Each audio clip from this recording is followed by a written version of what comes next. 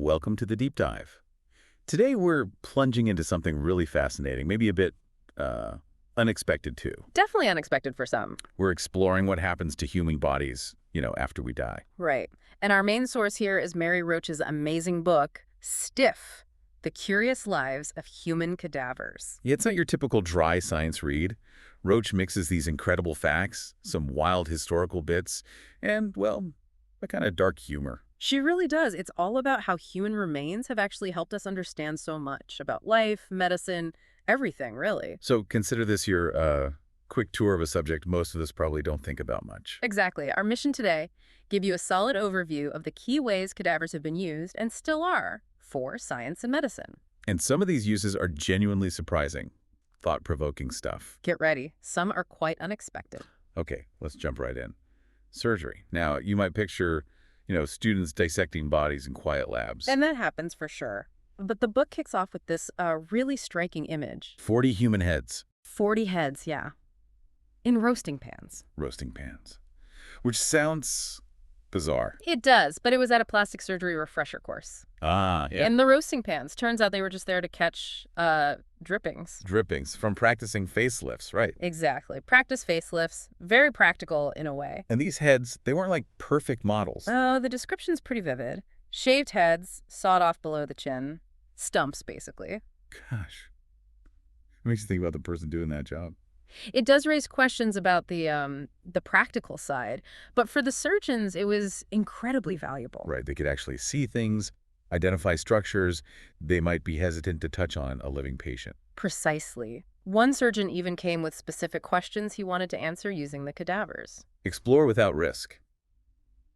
And the book mentions these heads had previous lives, so to speak. Yeah, that's the principle of not wasting donations. These same heads might have been used before, maybe for practicing nose jobs in a rhinoplasty lab. Wow, getting the most out of the donation. Absolutely. And this kind of controlled, respectful practice. It's a huge step up from how things used to be. Oh yeah, how so? Well, the book talks about early surgical education. Often it involved these public dissections. Public, like an audience. Big time.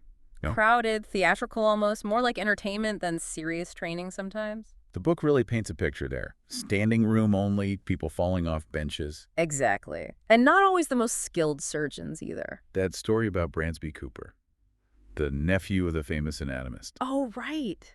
The bladder stone removal. An hour, multiple tries, and the patient died in front of everyone.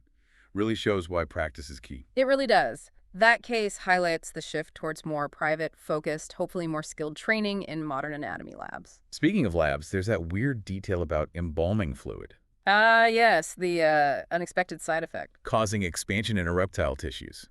That must raise some eyebrows for students. A surprising physiological quirk of the process, which kind of leads us to a tougher topic. How they actually got the bodies back then. Exactly. It wasn't always voluntary donation. Far from it. Yeah, the book gets into some grim territory. Body snatching. Resurrection men, they called them. It sounds like horror fiction, but it was real. Anatomy instructors in Britain, early America, basically buying bodies, even parts. They had to. Medical schools needed bodies desperately for teaching, and there just weren't enough legally available, unclaimed bodies from hospitals. So it created this, black market.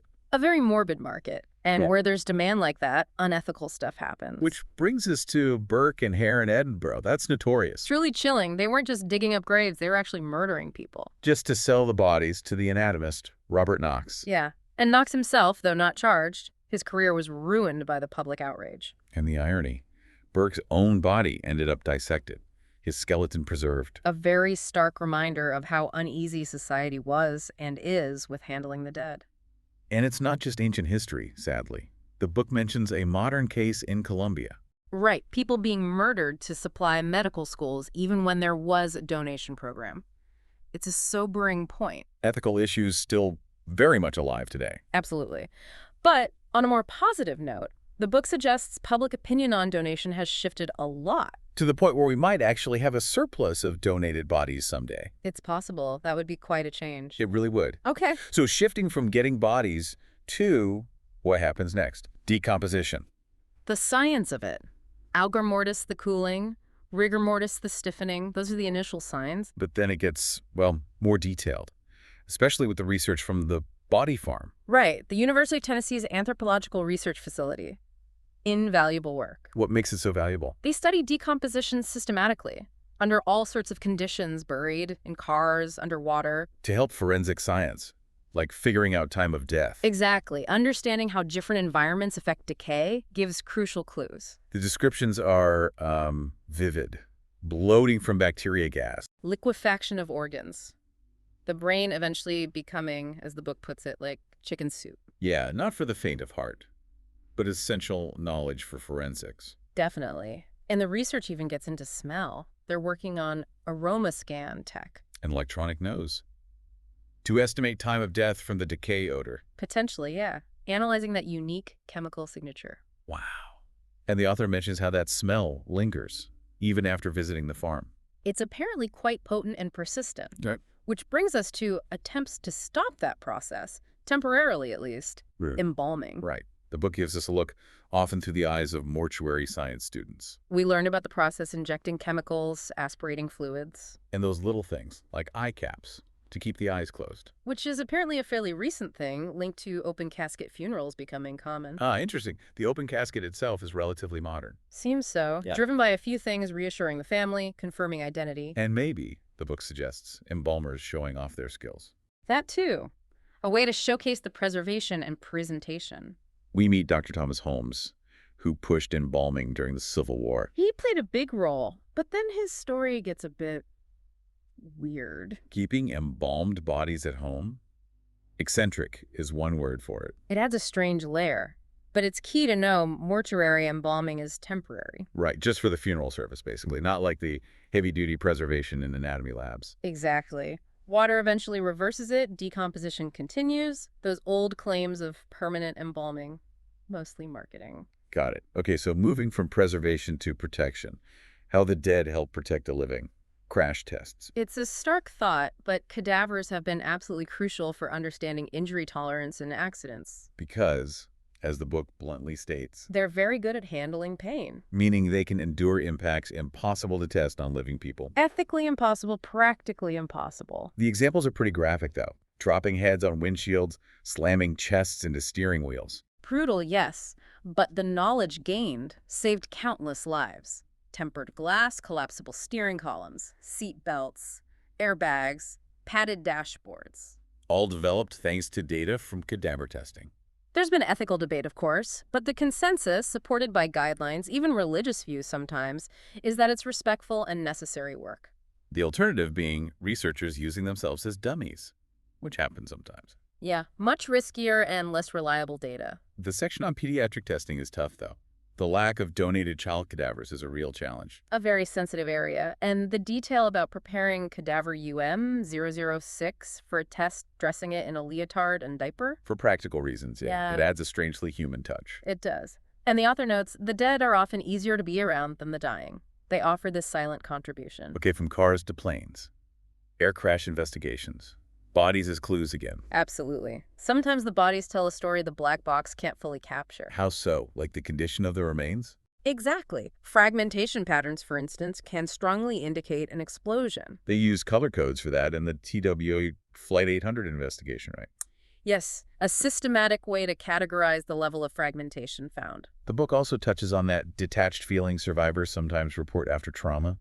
A strange psychological contrast to the physical violence. And there are surprising facts, too, like survival from massive falls being possible, though extremely rare. But impact speed isn't everything, apparently. Not a perfect predictor of injury severity. And looking back, the early comet crashes. They relied heavily on medical evidence from the bodies. With limited wreckage, yes. It helped rule out bombs or sudden depressurization. Forensic pathology was key. But also gets into the uncomfortable economics of safety. Right. Weighing the cost of safety upgrades against a monetary value placed on human life, it's a difficult calculation. And practical advice like sitting near exits comes from that kind of analysis. It does. Now, for something maybe even more unusual, military ballistics testing. Using cadavers to study gunshot wounds.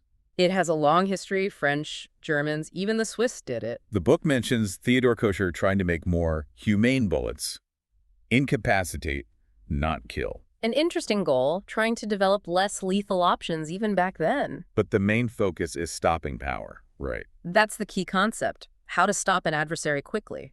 The book explores theories behind it, neural overload, the temporary cavity the bullet creates. But ultimately, the goal is usually maximum damage.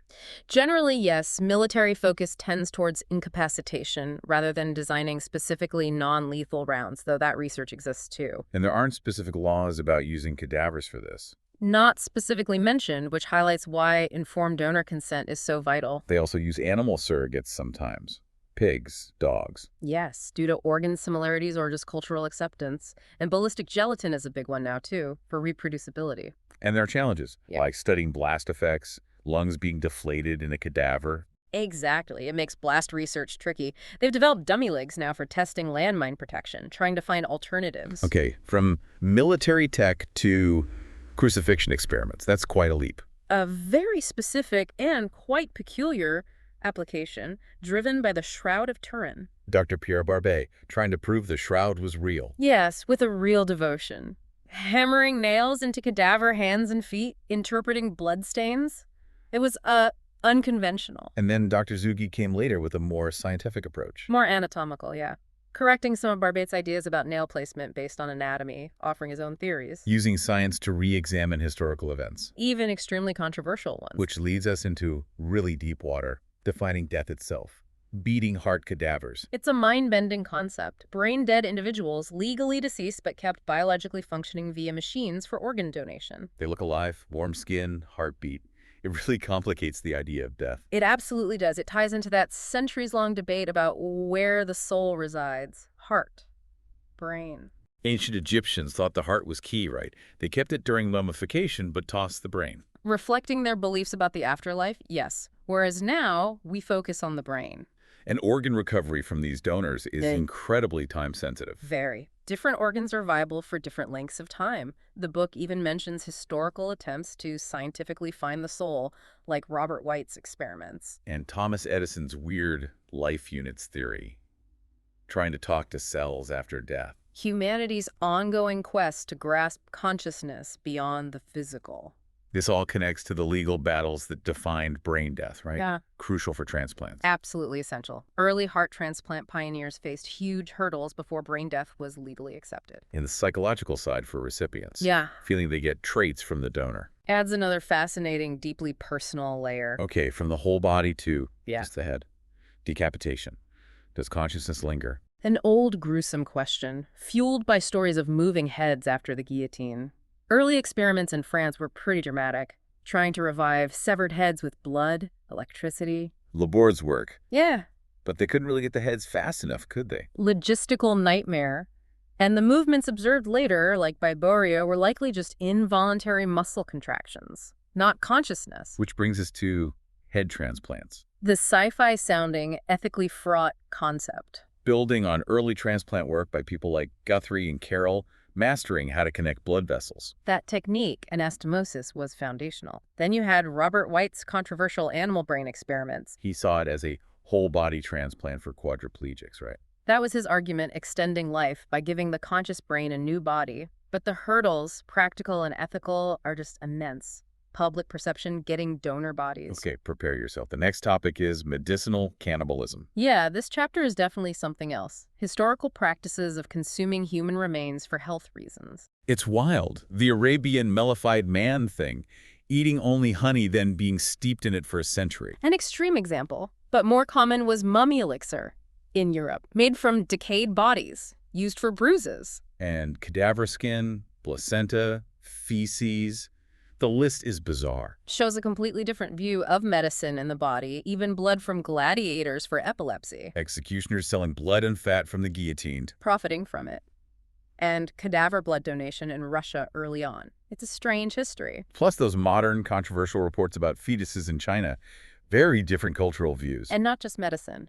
Taste cannibalism, driven by craving or disposal. Though the book concludes, routine human eating is just not practical economically. Right. Okay, finally, let's look ahead. New ways to handle remains. Yeah. Out of the fire, into the compost bin. Yeah, with cremation rising, memorial services are often separate from the body's disposal. That opens doors. Like tissue digestion, using lye and water. also called water reduction or alkaline hydrolysis, dissolves tissues, leaves bones, pitched as more eco-friendly than cremation. But lie. That sounds harsh. Public perception might be tricky. That's a likely hurdle. The author saw it done on a horse, which gives a sense of the process. And then there's human composting, like Promessa in Sweden. Right, aiming to replace cremation with organic decomposition, using manure or bacteria to break the body down into soil. The idea of planting a tree with the compost, a living memorial. That's the appeal for some, but again, ethical questions, resistance from the funeral industry, even religious concerns. And the author's own thoughts. Donating her brain, or maybe plastination. Yeah, wanting a more visually interesting afterlife, plastination, like in Body World, preserving bodies with polymers. Which has its own set of ethical debates about display and education. Exactly. It all comes back to how we view and use the human body after death. So wrapping this up, it's undeniable. Cadavers have been, well, indispensable for medicine, safety, understanding ourselves. From the super practical to the deeply weird, these stories give a unique angle on mortality and our drive to learn. And the big final thought, given all these past uses, some pretty unexpected. What's next? What future applications might emerge? And what ethical lines will guide us? That's the ongoing question. Absolutely. If this deep dive grabbed you, definitely check out Mary Roach's Stiff. There's so much more in there. It really makes you think. What other questions does this raise for you about science, death, and, well, us?